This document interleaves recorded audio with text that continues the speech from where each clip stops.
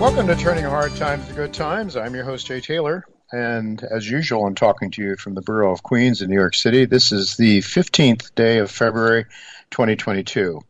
Do like to remind you, I have a newsletter called Jay Taylor's Gold, Energy, and Tech Stocks. We do focus on a lot of very exciting exploration stories. You can sign up for my letter by going to miningstocks.com. And we do like to encourage you to consider signing up for Chen Lin's letter, What is Chen Buying, What is Chen Selling, chenpicks.com. And today we have Michael Oliver with us, and we like to have you be aware of his website as well, and that's olivermsa.com. I want to thank each of you for listening to this show and encourage you to send along whatever comments you have about the show to questionsfortaylor@gmail.com, questions the number 4, taylor@gmail.com. Our sponsors for today's show who make this show possible: Novo Resources, El Oro Resources, Hannon Metals, Irving Resources, Lion One Metals, SK Mining Corp, Firefox Gold, and Timberline Resources.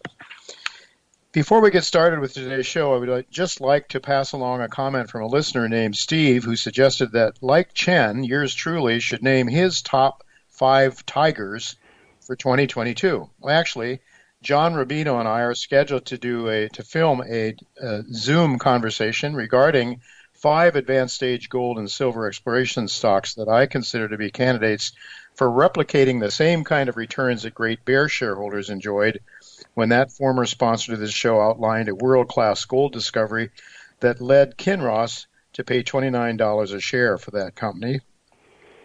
Great Bear was added to my newsletter at 46 cents, actually, back in January of 2018.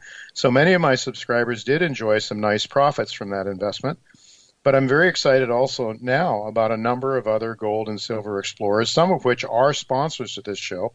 And I will be, I will be revealing them in my revealing them in my newsletter this week. And once the video is available, the interview that John and I do, once that is available, I'll pass it on to a larger audience as well. Suffice it to say that I am very excited about junior exploration stocks, several of them that I cover in my newsletter, some of which are also, as I say, sponsors to this show. I've titled today's show, Owning Ships and Gold to Beat Inflation. Frank Holmes, Dr. Quentin Henning, and Michael Oliver are my guests today. Frank Holmes has long been known for his gold and natural resource funds, all of which are expected to be useful hedges against inflation. And he has recently been involved with the mining of Ethereum and Bitcoin as well. Not only have central bankers triggered massive inflation into the global economy, but government policies have contributed greatly to inflation as well. As always, during the inflationary episodes, there are winners and losers from rising prices. Frank has identified a new industry that appears to be a likely winner, that being the shipping industry. In an effort to ward off fears of climate disaster, laws passed by the United Nations or through the United Nations have caused shipping prices to explode higher, leading to massive profits in that industry. So Frank launched a third ETF under the U.S. Global umbrella, namely the U.S. Global Sea and Sky Cargo ETF. So Frank will explain how laws passed have boosted shipping company profits and why he's bullish on the shipping industry in general. And given his long-term involvement in gold markets, we'll try to see what he has to say about his views on the gold market as well. And time permitting, also, if we do have the time, I want to ask him about his views on the inability of cryptocurrency to be used in support of the protesting truck drivers up there in Canada. An interesting story that is still unfolding at this point in time. So those are things we'll talk to Frank about in the second half of today's show. Second segment, Quentin Henning will join me to provide an update on Novo Resources, and we'll ask him what plans the company has to turn things around there, hopefully providing some profitable production in the near term, and what in general are the plans for the company going forward. They have been outlined to the investors, but we'll get a fresh update from Quentin, hopefully right after the first commercial break. But right now, I'm happy to tell you that Michael Oliver is with me once again. Thanks, Michael. Thanks for joining me. Good to be back. You know, recently you were somewhat concerned about the downside risks for gold, but if I'm reading you right, a little less so now?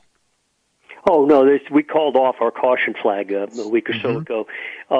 when we broke under 1790, dropped down to 1796 a month ago, that triggered a few things that on monthly momentum, which is what you could call an intermediate time scale. It's not real long term, but it's significant enough to give us a caution flag. So we issued the caution flag, meaning that, if you're over leveraged and antsy, maybe put on some kind of hedge or something. But 2 weeks later, I think it was, we pulled that caution flag when it got back. I think it was about 1810 or something like that.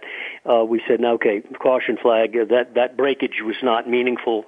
The downside follow through was trivial. I think they got to 1780 or something, and then they flipped back up. So it was a false caution flag. Sometimes we have those. But action since then has firmed nicely. Unfortunately, I think what happened yesterday on the upside in gold and silver was caused not by the ongoing drive north, because I think they're both headed north, okay, for good reasons and with solid fundamentals and technicals. But you had a spurt there that I think was based on war news. And it's my experience over many decades looking at gold that anytime there's a war story, a Panama Canal crisis or whatever you want to come up with, anybody who buys gold and silver based on that usually gets slammed. These are not good reasons to buy gold. It's a monetary metal. It moves primarily due to the sins of central banks, the destruction of money units, et cetera, not because of some little headline war news. Yes, war can cause inflation ultimately, but we get inflation regardless of wars. We don't need them, okay? They still print the money. Absolutely. So I think you had a lot of vulnerable longs chasing in there, and so they got bagged back down today. But I noticed that gold held at nice levels, silver held at nice levels, and we've got some pending major breakout structures waiting overhead on our momentum charts, on silver especially. And we recently ran a bunch of the indexes like XAU index, GDX, ETF, and so forth. And we're getting a mixed picture there of crossing over these breakout levels. We want some consensus.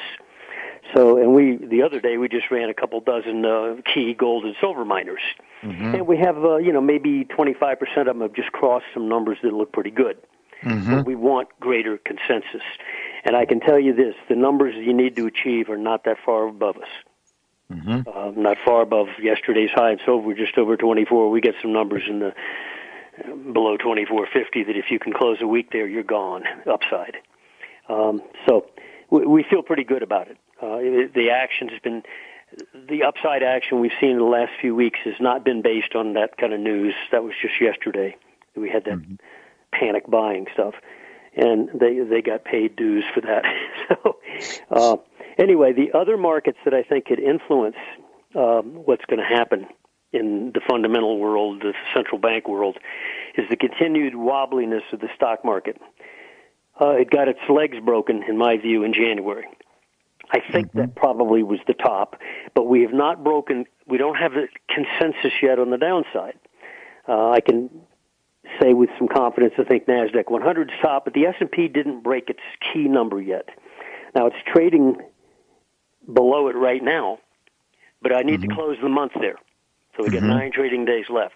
If we can get some consensus out of the stock market to the downside, and I don't mean for a crash, but I'm talking about the onset of an arduous bear market, that's going to get the attention of the Fed, and it's going to cause some consternation about, how fast do we raise rates, or do we really want to do this to the degree that we've been talking about? I think those variables are out there. There's another market I'm going to throw out there for people to watch, and I think it's the one that may be most important about this Russia thing. And it would give the Fed an excuse to back off on their so-called fighting inflation talk.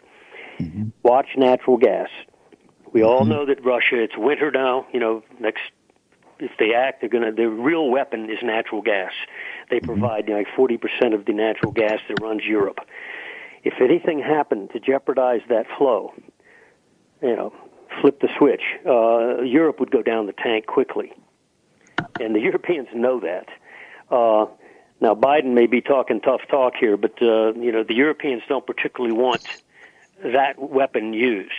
And I think that's really the weapon that Putin's got. This border stuff is I think, like a left jab before the right hook. The right hook is I think it's that natural gas. And I'm watching it very carefully. I have a suspicion that before he does anything regarding natural gas, that a lot of his oligarchs around him, close to Putin and himself, might just be buyers of natural gas. It makes sense to me. And natural gas has not been exploding like oil has over the last couple of months. In fact, it's been under pressure. But if all of a sudden we see a change in tone there, where you see natural gas jump $1 or so, and like today, for instance, up sharply while oil's down sharply, be alert to the possibility that at that point Putin might be ready to use a real weapon, which is to say an economic weapon. And if you do anything to jeopardize European economy, that has wave effects globally. It could cause central banks to rethink any talk about tightening rates, et cetera, et cetera.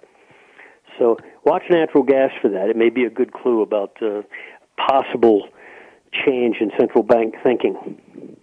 Yeah, it certainly could create some havoc amongst the NATO countries, I would think. And, we've been hearing the Biden administration talking about how important it is to have a unified NATO. And I guess maybe the Europeans might not care about that so much if they're freezing to death. So yeah, and factories are shutting down and running 2-day weeks or something. Yeah, exactly. It's Yeah. Well, Michael, what about the T-bonds? We're seeing it cross over the 2% level. Yeah, we had a suspicion that they could perform as a alternative again, like gold. In other words, where you get out of the stock market for various reasons and you run a fund, where do you park your money? Well, quite often during periods of consternation, they'll go to long bonds, government bonds, because they're safe, quote unquote. That's not been happening. While gold has been firming for the last few months, T-bonds have been going down. So it looks to me like, just maybe, the real alternative to a declining stock market, global economy, et cetera, is not going to be to own T-bonds. They're going to reflect the inflation that the central banks create. But it leaves gold and silver as the alternative. Well, that could be the day when the yellow metal starts to really shine. Then I guess. And when T-bonds don't work, then what else are you going to do? You don't want to be in the stock market. You need to shift to some other asset category. Well, that could be the answer. Yeah. Well, we'll keep watching and we'll keep reading your letters. You've been very helpful to me, Michael, and I know your subscribers in general have benefited tremendously. This little bit of nervousness in gold, to have that guidance, been very helpful. And it's olivermsa.com, folks. Go there. Sign up for Michael's letter. If you're a serious investor, I think it's a letter that you're probably going to want to subscribe to, because he's just very helpful. At least I find him, from my perspective, to be very helpful. So thanks again, Michael, for being with us, and we'll look to do it again in another couple of weeks. Thank you so much.